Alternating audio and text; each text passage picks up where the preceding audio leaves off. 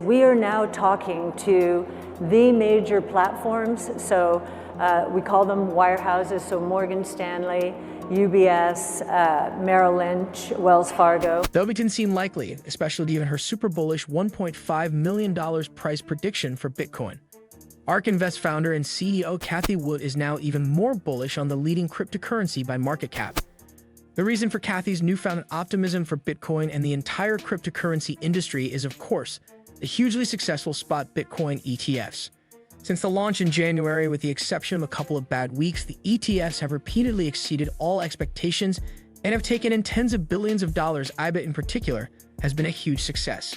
According to recent reports, the fund has surpassed the Grayscale Bitcoin Trust as the world's largest Bitcoin-based spot ETF. On May 28, IBIT recorded $102.5 million in inflows, while Grayscale saw $105 million worth of outflows. The inflow brought IBIT's Bitcoin holdings to a total of 288,670 Bitcoin, higher than Grayscale's 287,450 Bitcoin holdings. Despite the rousing success of these ETFs, Cathie predicts that the inflows are about to get even bigger as the products permeate even deeper into the traditional financing through the wirehouses.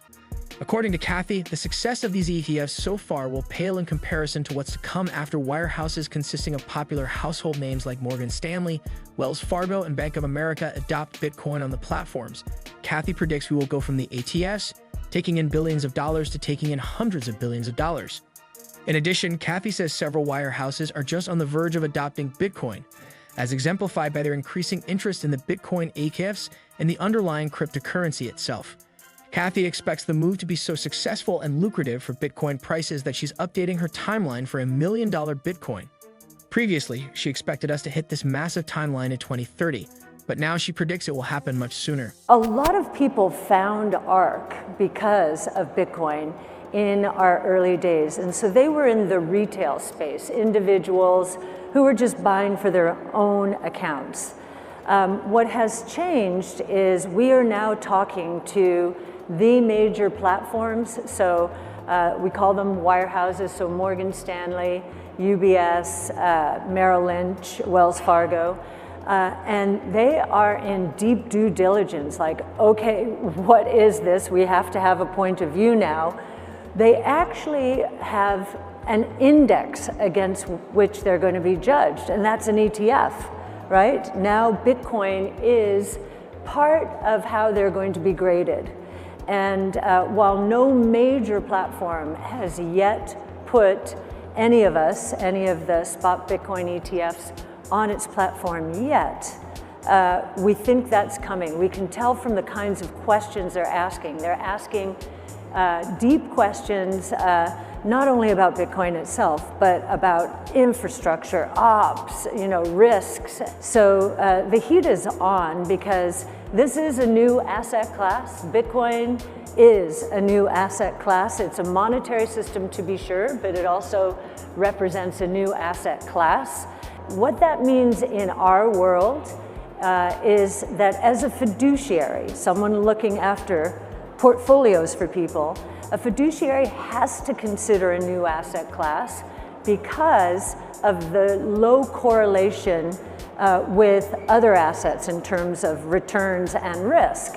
And so last month, while speaking at a Bitcoin conference in London, Bitwise CIO Matt Houben also stressed the importance of wirehouses and how much of an impact they would have on spot Bitcoin ETFs. Houben explained that major national platforms like Morgan Stanley and UBS will vastly boost access to the Bitcoin ETFs, increasing the demand for these products multiple times over. Who can predicted we were only weeks away from one or two wirehouses listing the Bitcoin ETFs, and a few months before they all do. Houben noted that the continued success of these ETFs will force the funds to hurry their due diligence. During her chat with McCormack, Cathie discussed the changing political dynamics in Washington, especially concerning the cryptocurrency industry. Last Wednesday, the U.S. House of Representatives passed the Financial Innovation and Technology for the 21st Century Act. FIT 21 establishes a regulatory framework for cryptocurrencies and delineates responsibilities between the more crypto-friendly Commodity Futures Trading Commission (CFTC) and the Gary Gensler-led Securities and Exchange Commission. The bill requires that blockchain networks recognized as functional and decentralized be under the purview of the CFTC, while those recognized as functional but centralized will be under the purview of the SEC. According to Cathie, the bill is a huge victory for the cryptocurrency industry, made even bigger by the fact that 71 Democrats crossed party lines to vote in favor. This bipartisan support is a clear indication of the growing acceptance and positive outlook for the regulatory environment of cryptocurrency, instilling hope and positivity in investors. Let's get back to Cathie's chat with McCormack as the ARK Invest founder speaks further about the surprise Ether ETF approvals, changing political dynamics, and Donald Trump's recent endorsement of cryptocurrencies. Oh, the read was it was not going to be approved. It was absolutely not going to be approved. So what happened? If it were to have been approved the regular way, we would have been getting questions, meaning from the SEC. And no one was getting questions from the SEC beforehand. So that was an indication, no go, just, we'll have to try it again. And we had President Trump come out and say some very interesting, important things. What's your read on this? Well, my read, but consider the source, is that Art Laffer is one of his advisors. And Art Laffer and I were just in El Salvador together. So, and I've watched Art's evolution. He's 83 years old. He has served, I think, almost every president, but after his experience with President Nixon, he has never been paid by any of these presidents, and I'm saying on both sides of the aisle. And he is more excited about Bitcoin, and I've known him since 1976. He was my professor at University of Southern California, USC. I have not seen him more excited about anything. He's 83 years old right now, more excited about anything since Proposition 13 in California, which was property tax reform. But he's more excited about this because it has ramifications for the world, not just at that time, California. In related news, BlackRock's iBet and other US bought Bitcoin. ETFs continue to record significant demand and inflows. On Wednesday, the Bitcoin-based ETFs recorded the 12th consecutive day of inflows, the longest streak of positive flows since the 14-day record set in February.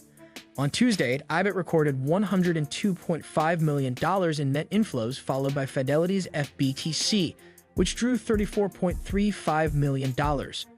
They both recorded significant, though smaller, inflows on Wednesday. The 11-spot Bitcoin ETFs have recorded a total net inflows of over $2 billion in the past 12 days.